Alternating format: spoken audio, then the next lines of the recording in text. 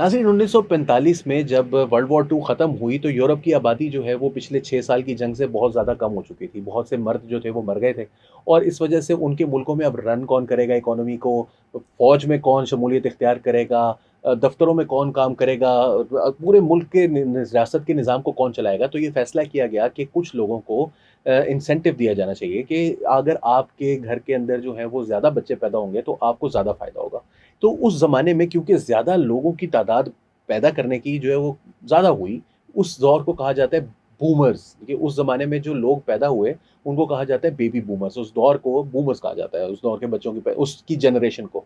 अब वो बूमर्स जो है ना वो 60-65 साल के हो गए हैं। उन्होंने देखा है कि तो 1945 में अमेरिका जो है वो फ़ातेह था और 2025 में भी उनको लगता है कि 70 साल बाद, 80 साल के बाद हालात वैसे के वैसे ही हैं। दुनिया में कुछ तब्दील नहीं हुआ। आज भी अमेरिका फ़ातेह है, आज भी अमेरिका जो है वो दुनिया की सबसे ताकतवर कौम है। आज भी अमेरिका जो चाहेगा दुनिया के अंदर कर देगा क्योंकि उन्होंने जो उनकी साइकी थी वो भई वो तो नागासाकी पर, हिरोशिमा पर एटम बम गिरा सकते हैं।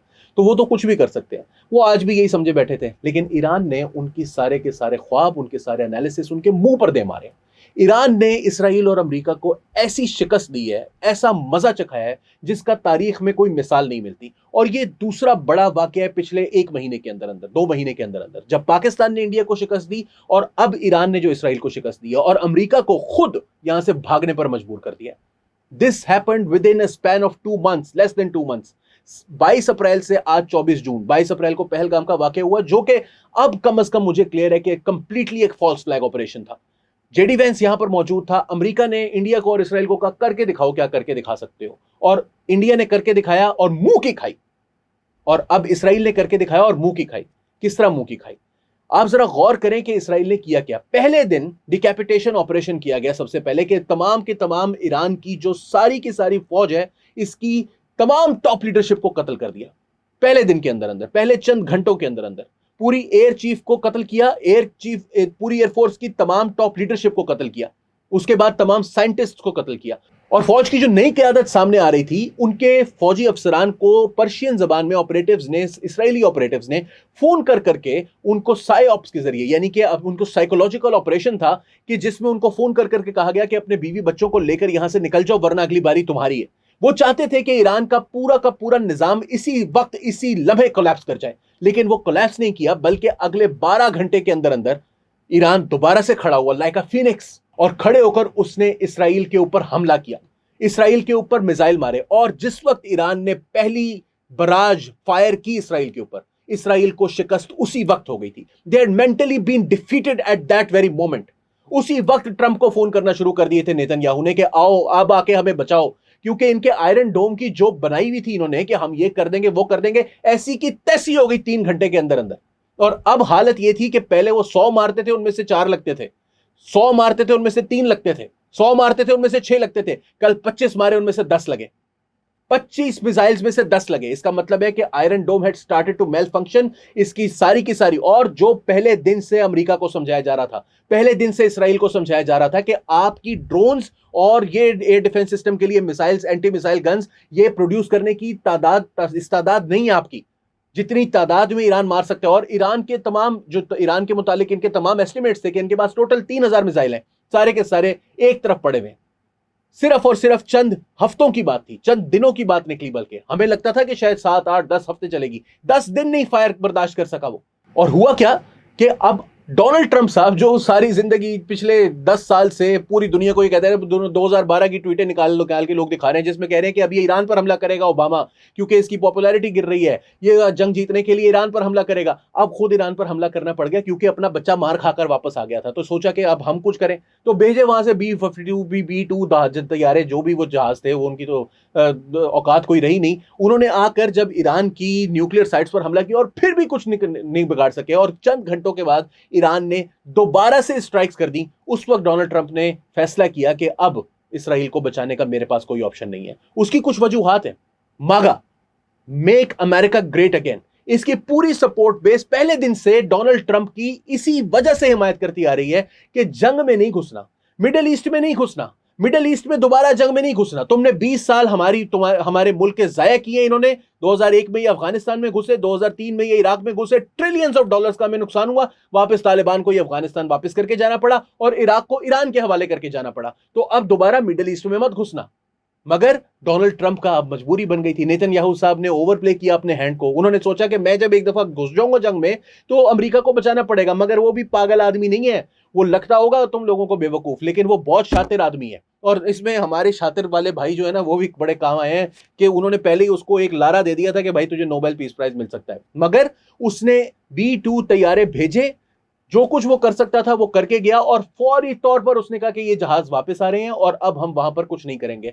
चंद घंटों के बाद उसने दोबारा ट्वीट किया कि मिडिल ईस्ट में दोबारा नहीं घुसेंगे। इसके बाद ईरान ने अगला वार किया and that was the end of Israel Iran America war.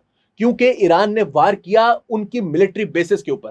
Qatar पे मारा, कुवैत पे मारा, सीरिया पे मारा, बहरीन पे मारा, और इन सब लोगों का दिमाग जो थे वो उसी वक्त ठिकाने पर आ चुके थे। क्योंकि इनको उस वक्त आइडिया हुआ कि भाई ये जो बनी हुई बातें हैं ना कि अमेरिका पूरे खित्ते का सिक्योरिटी प्रोवाइडर है, अमेरिका तो भाग खड़ा हुआ है और तुम्हारे मुल्कों को कौन बचाएगा? अमेरिका तो ज्यादा से ज्यादा अपनी बेसिस को बचा लेगा इनके मिसाइलों से। 6 मिसाइल मारे थे उन्होंने।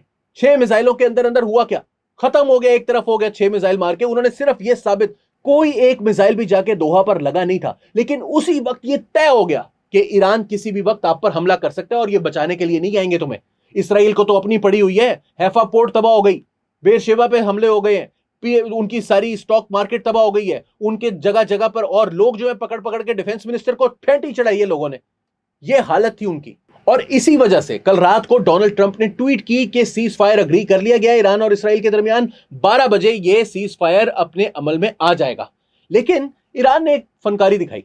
ईरान ने यह किया कि जिस वक्त ईरान के अंदर सीज फायर होने से चंद मिनट कबल उन्होंने इसराइल के ऊपर एक मिसाइल दागा और इसने जाकर हिट किया बेरशेबा को।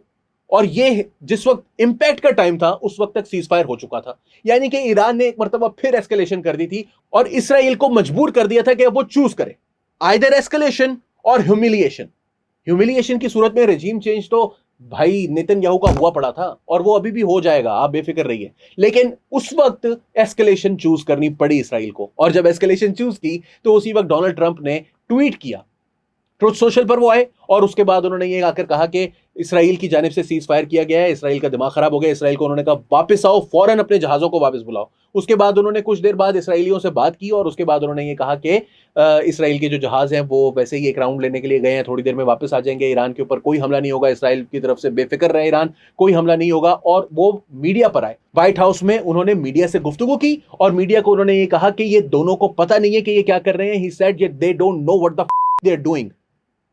इमेजिन करें कि अमेरिका का प्रेसिडेंट एफ वर्ड यूज करने पर मजबूर हो गया। और साथ साथ उसने यह भी कहा कि I am more unhappy with the Israelis, मैं इसराइल से ज्यादा नाखुश हूं क्योंकि इसराइल ने उसकी बात नहीं मानी। ईरान तो दुश्मन था, और दूसरी बात यह कि ईरान ने सीज फायर तो वायलेशन नहीं की थी, और डोनाल्ड ट्रंप ने इसको कंफर्म किया। डोनाल्ड ट्रंप ने कहा कि सीज फायर वायलेशन इसराइल की जानिब से की गई है, मेरा नहीं ख्याल कि ईरान ने इसको वायलेट किया है।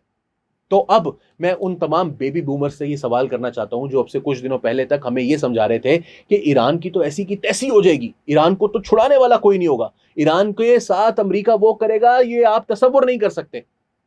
और हम ये कह रहे थे कि आपको मागा सपोर्ट बेस को जहन में रखना चाहिए। मागा सपोर्ट बेस के पीछे सपोर्ट की रीजन क्या है? क्योंकि वो इस काबिल नहीं रहे कि मिडिल ईस्ट के अंदर उस तरह से अपने इन्फ्लुएंस को इस्तेमाल कर सके और कोर्स कर सके। ईरान की जो ज्योग्राफी है, ईरान के अंदर बूट्स ऑन ग्राउंड नहीं लाएंगे तो रिजीम चेंज नहीं होगी। जितने लोगों को ये उम्मीदें लगाए बैठे थे कि रजा पहलवी आ जाएगा, वो सारे सेक्युलर इरानियंस जो यहां से भागे हुए हैं, डायस्पोरा इरानियंस, उनकी भी दिमाग ठिकाने पर आए हैं अब आके। और अब बहुत सारे लोगों को पूरे रीजन के अंदर, क्योंकि ये गेम चेंजर है कंप्लीटली, जो पाकिस्तान ने इंडिया के साथ किया और जो ईरान ने इसराइल के साथ किया। ये यूनाइटेड अरब एमिरेट्स को भी अब सोचने की जरूरत है, सऊदी अरब को भी अब सोचने की जरूरत है, कतर को, कुवैत को, सबको अपने सोचने की जरूरत है कि यहां पर रीजन में पावर किसके पास है। पावर भाई अब यही है, रूस, चीन, पाकिस्तान, ईरान, तुर्की, और अभी भी कुछ लोग होंगे जो हंसेंगे क्योंकि ये वो 71 की बाद की पैदाइश है या 60-45 के बाद की पैदाइश है। 71 के बाद की पैदाइश वाले पाकिस्तानी वो इस बात पर हंसेंगे कि ये इंडिया से हम जीते नहीं है, हम तो इंडिया से हारेंगे, हमें अगर ज्यादा लंबी जंग होती तो इंडिया हमारी ऐसी तैसी कर देता। कुछ नहीं कर सकता इंडिया, कुछ नहीं कर सकता। ये आपकी ज़हनी तौर पर जो पैदाइश के वक्त से लेकर और आज तक जो आपके दिमागों में भूस भरा गया था, इसको अब निकाल दीजिए। The regional game has changed, everything has changed. 2025 has come as a blessing for the world. America is an empire in retreat और रीजन एक मल्टीपोलर वर्ल्ड के अंदर अगर इन्होंने सोचा नहीं अरबों ने कि हमारे अलायंसेस किसके साथ होने चाहिए, हमारे एलिजेंस किसके साथ होनी चाहिए, तो ये फिर मुंह की खाएंगे, क्योंकि ये तो अपनी सिक्योरिटी इंश्योर नहीं कर सकते। जिनकी अपनी सिक्योरिटी इंश्योर्ड नहीं है वो ईरान से क्यों पंगा लेंगे, तुर्की से क्यों पंगा लेंगे। इंडिया जो पाकिस्तान से नहीं लड़ सकता वो चीन से क्यों लड़ेगा, और चीन जिसको अब दुनिया में कोई शिकस्त नहीं दे सकता वो पाकिस्तान के साथ खड़ा होगा, तो पाकिस्तान से कौन पंगा लेगा। तो जरा सोचिए आप लोग भी, मैं ये बूमर्स को भी कह रहा हूं, मैं ये सन 71 के बाद की पैदाइश के जो गुलाम जहनियत के पाकिस्तानी शहरी हैं उनको भी कह रहा हूं, और इस खित्ते के अंदर छोटे छोटे जो फितने पैदा हुए हैं, जो कभी कहता है कि ये मुल्क तोड़ देंगे उसके अंदर से हम अपना मुल्क बनाएंगे, कोई कहता है ये वाला मुल्क तोड़ देंगे, कोई कहता है ये वाला भी आधा तोड़ देंगे, आधा ये वाला तोड़ देंगे, बीच में अपना मुल्क बना लेंगे। सब घर बैठ जाओ जाके, खत्म हो गई है तुम्हारी तमाशे। तुम्हारा बाप शिकस्त खाकर भाग चुका है इस खित्ते से, और अब वापस आने की जरूरत करेगा तो इससे ज्यादा शर्मिंदगी का सामान उठाएगा। और ये सब पता है क्यों हुआ है। वो जो हजारों की तादाद में बच्चे कत्ल किए हैं, जो हजारों की तादाद में बच्चे यतीम किए, जिनके मां बाप दोनों अब इस दुनिया में नहीं रहे, जो एक बच्ची रजब हिंद जिसके दिल में, जिसके जिस्म में 355 गोलियां मारी गई, वो बच्चे जो अपने घरों के अंदर से आग में से निकल के बाहर का रास्ता तलाश कर रहे थे क्योंकि उनका पूरा घर आग से झुलस चुका था और उनके सारे घर वाले जल चुके थे। वो बच्ची 9 साल की जो एक दीवार से लटकी हुई थी और उसका आधा जिस्म नीचे से खत्म हो चुका था।